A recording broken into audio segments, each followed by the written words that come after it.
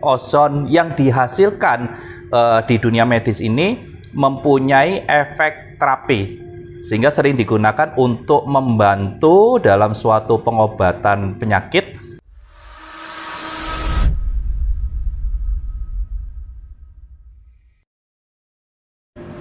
Hai Youngers, salam stay young and beautiful dari Younger Looks Clinic.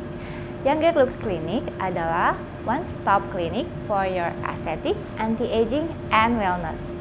Younger Looks Group adalah klinik kecantikan yang sudah berdiri sejak tahun 1997 dan saat ini sudah memiliki 4 cabang di Tangerang Raya, yaitu 2 cabang di Kota Tangerang, klinik MT Haryono dan Younger Looks Paris, 1 cabang di Tangerang Selatan, Younger Looks Premier Alam Sutra, dan 1 cabang di Gading Serpong, Fairytale Aesthetic and Wellness Clinic. Nah, kali ini saya, Dr. Sylvia Hartono dari Fairytale Clinic akan memandu Younger sekalian dalam podcast Younger Talks kita edisi yang kedua. Kali ini judul podcast kita adalah Infus Oksigen untuk Awet Muda. Apa itu ya? Sudah hadir bersama kita di pagi ini founders dari Younger Looks Group itu sendiri, yaitu Dr. Yesin Lee. Halo Dr. Yesin, selamat pagi. Pagi, Dr. Sylvia. Dok, kan di Younger Looks kan sekarang ada treatment baru dok, terapi ozon medis. Nah, kalau yang dimaksud dengan ozon itu sendiri sebenarnya apa ya dok? Oke, ozon itu kan kalau dilihat struktur kimia kan O3. O3 itu ya berarti ada satu struktur oksigen, terus dia ada 3 O. Ozon sendiri adalah gas O3, tapi sifatnya itu nggak stabil. Jadi dia gampang kehilangan 1 O menjadi O2. Jadi kalau ozon sendiri adalah gas O3 kembali yang sifatnya nggak stabil, sehingga dia gampang sekali berubah menjadi O2. Nah, kita kan sering dengar ozon nih, kayak di udara, lapisan atmosfer itu ozon. Yeah. Nah, untuk medis itu sebenarnya beda. Karena ozon medis itu gas ozon yang dihasilkan dari oksigen murni. Hampir 100%. Nah, karena sifatnya dari oksigen murni ini, maka gas ozon yang dihasilkan di dunia medis ini mempunyai efek terapi, sehingga sering digunakan untuk membantu dalam suatu pengobatan penyakit atau juga mencegah timbulnya penyakit. Sebagai tambahan aja Dr. Sylvia, kita kan tahu kalau di udara terbuka gini, ini kan kita menghirup oksigen, tapi sebenarnya kadar oksigen di udara terbuka kayak gini itu cuma sekitar 20%-an. Iya. Sisanya adalah nitrogen. Nah. Jadi kalau kita hirup udara kayak gini itu sebenarnya 20% saja yang mengandung oksigen. Nah, dalam ozon medis, oksigen yang diambil itu harus oksigen yang lebih murni. Jadi mendekati kadar 100%, sehingga gas ozon yang dihasilkan itu juga ozon yang sifatnya murni, sehingga mempunyai efek untuk terapi. Poinnya adalah bahwa ozon medis itu beda dengan ozon yang ada di atmosfer karena dilihat dari kemurnian oksigennya. Oke. Nah, kalau terapi ozon medis itu maksudnya gimana tuh dok? Maksudnya cara kerjanya, lalu diapain aja? Terapi ozon di dunia kedokteran ini sebenarnya udah lama, Dr. Sylvia, dan udah dipakai dalam beberapa penelitian untuk pengobatan beberapa penyakit. Bahkan saat ini dari laporan terbaru, ada beberapa kasus penyakit yang tingkat penelitiannya udah level A. Level A itu level paling tinggi.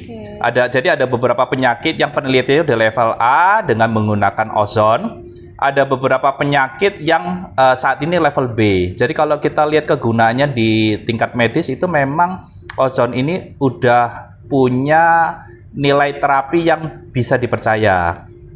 Nah, cara kerja ozon itu sendiri di tubuh itu sebenarnya ada 2, secara langsung maupun secara tidak langsung. Jadi gampangannya kalau ozon ini diberikan, ozon medis dimasukkan ke dalam tubuh seseorang, karena sifatnya nggak stabil, dia gampang berubah menjadi oksigen. karena dia gampang berubah menjadi oksigen. Oksigen ini akan dibawa oleh tubuh nyebar ke semua jaringan sehingga terjadi peningkatan metabolisme. Jadi efek pertamanya adalah efek oksigen. Yang kedua, efek secara nggak langsung, yaitu ozon sendiri ternyata merangsang metabolik di dalam tubuh. Nah, ada sedikit cerita menarik nih tentang dua hal ini. Yang pertama, kalau tentang oksigen, Dr. Sylvia, kalau kita lihat ya dalam proses perjalanan manusia, ternyata manusia itu semakin lama kapasitas parunya itu semakin turun. Di bahasa kedokteran kita kenal istilah VO2 max. Nah, VO2 max ini salah satu hal yang sering diukur untuk melihat orang ini tua sebelum waktunya ya, tanda kutip, atau enggak. Jadi orang yang kapasitas parunya itu turun terlalu cepat, dianggap dia mengalami penuaan yang lebih cepat. Kenapa? Karena paru adalah salah satu dari sedikit organ yang langsung menghubungkan dunia luar dengan dalam tubuh kita. Jadi kalau kita hirup oksigen itu kan yang nyambung itu dari udara luar masuk ke paru-paru dan paru-paru langsung nyebar ke seluruh badan. Jadi dia adalah salah satu organ yang mempunyai hubungan langsung dengan dunia luar. Sehingga kalau fungsinya menurun, terjadi perubahan fisik yang cepat juga. Nah, secara nggak sadar, seiring bertambahnya umur, kapasitas paru itu turun sehingga jumlah oksigen yang beredar di tubuh kita ini juga turun. Nah, itu yang disebut istilah kronik hipoksia. Jadi sebenarnya kekurangan oksigen di badan kita, cuman kita nggak terlalu kerasa karena prosesnya kan pelan-pelan ya. Nah, sebenarnya ada beberapa gejala yang diakibatkan dari kronik hipoksia, cuman sayangnya kita nggak terlalu aware. Contohnya apa? Penurunan kapasitas fisik. Misalnya kita olahragawan nih ya, dulu olahraga lari 10 km kuat, kok sekarang lebih gampang capek. Atau ada beberapa orang yang dulu naik tangga itu nggak apa-apa, sekarang naik tangga kok ngos-ngosan. Nah, itu kan berarti ada penurunan jumlah oksigen yang ada di badan. Termasuk gejala gangguan tidur. Yang tadinya tidurnya gampang, sekarang tidurnya terpotong-potong. Malam terbangun, terus baru tidur lagi. Atau kalau mau terbangun, mau tidur lagi susah. Itu adalah tanda hipoksia atau kekurangan oksigen yang ada di otak.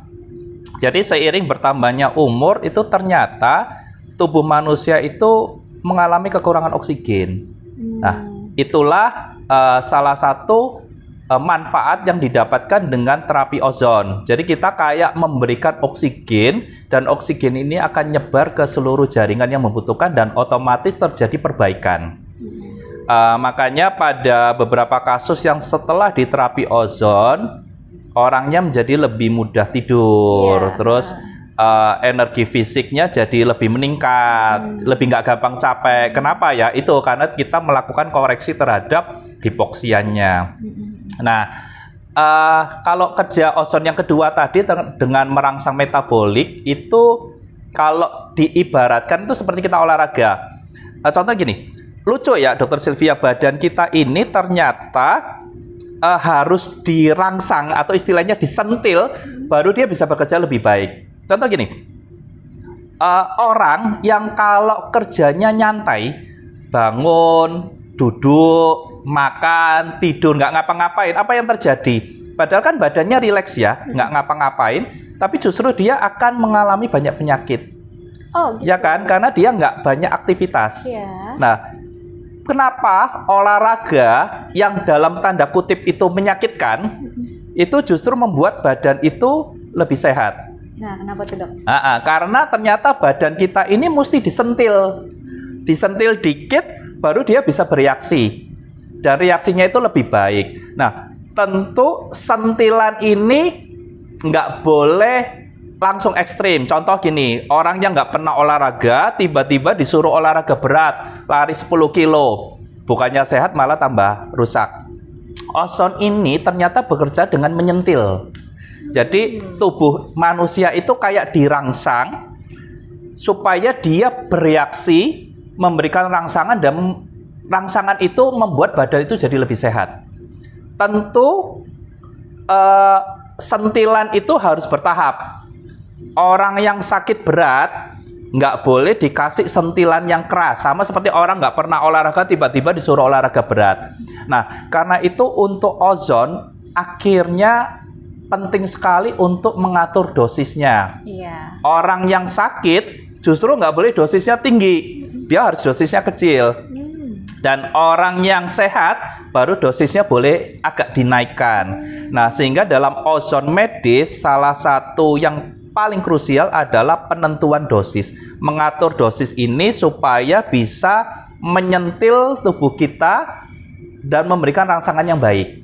Sentilan yang terlalu lemah nggak ada efeknya, sentilan yang terlalu kuat malah merusak badan. Nah, kurang lebih kayak gitu kerja dari ozon medis. Oke, banyak banget ya berarti ya manfaatnya dari mekanisme yang dijelaskan sama Dr. Yassin lagi. Jadi pertama dia bisa meningkatkan oksigenisasi jaringan sehingga meningkatkan metabolisme, meningkatkan kapasitas oksigen di paru-paru. Banyak banget manfaatnya.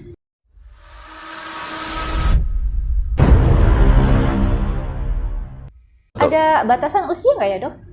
Batasan usia, Waktu pandemi COVID-19 kemarin, saya sempat dengar banyak yang menggunakan terapi ozon ini untuk pencegahan dan pengobatan COVID. Bagaimana tuh, Dok?